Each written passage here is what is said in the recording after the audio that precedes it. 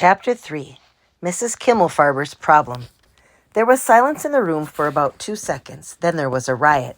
All the girls began to giggle. The boys chortled and chuckled and laughed right out loud. Henry turned red, and Mrs. Kimmelfarber, who did not appreciate the humor of it all, turned white. She rapped her ruler against the desk and shouted for silence. "Henry Green," she said, "what is the meaning?" "Little brown spots all over," said Henry. "I was looking at my arm, and I have these little brown spots all over," interrupted Mrs. Kimmelfarber. "I heard you quite clearly. But you see, Mrs. Kimmelfarber, I didn't have them all my life. I didn't even have them this morning, but now—" "I know," Mrs. Kimmelfarber sighed. "Now you have them all over. I'd like to take a look at them." Taking Henry's arm, she led him to the window. She said as she peered at his arm. "Looks like freckles to me." "No, ma'am," said Henry. "It just can't be." "Why not?" said Mrs. Kimmelfarber. "Because I have clear and delicate skin like my mother." "Is that so?" Mrs. Kimmelfarber said. "And who told you that, pray tell?" "My father." "Ah," said Mrs. Kimmelfarber. "Exactly. Now you are sure you didn't observe this phenomenon before this morning?" "If that means did I see them," said Henry. "No, I didn't." "Well then," she said, "you, Henry Green, stand right where you are, and class," she said, turning to face the room, "you will continue to look at your books until I return, in perfect silence," she added as she went out into the hall. Henry stood as told, while the class looked at him. Mrs. Kimmelfarber walked a few steps down the hall to Mr. Pangalow's room. She looked through the doorway and waited until Mr.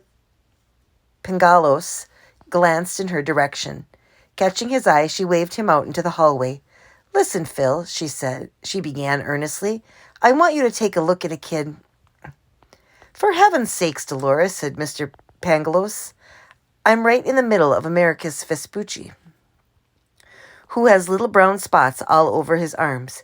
"Little brown spots? You got me out here for little brown spots? I thought maybe measles." "Oh, no," said Mr. Pangalos. "Chicken pox?" Said Mr. Pangalos. "I'd better take a look." The two of them turned Henry to the light near the window, right in the corner where the potted plants were growing on the window ledge. Mr. Pangalos prodded and poked and even took his eyeglasses out of his pocket and put them on. "Freckles," he said finally. "Just freckles." "Are you sure?" Mr. Pangalos's round nose twitched, and he sniffed the air. "Chocolate," he said. "Have they brought the chocolate milk upstairs already?" "Forget the milk," she cried. "Look, now he has them on his face." "Oh, no," said Henry. "Oh, yes," said Mrs. Kimmelfarber. "Oh, my," said Mr. Pangalos. "And they weren't there before?" "No, 2 minutes ago that boy's face was as clear as day. And now—" Henry felt as if his heart were about to drop into his shoes. He swallowed hard and stared at the two teachers, who were staring at his face. "Little brown spots all over," said Mrs. Kimmelfarber, "and I see more of them coming out even as we speak." A tear, just one, welled up in Henry's right eye and began to trickle down his cheek, running slowly in and out of the little brown spots.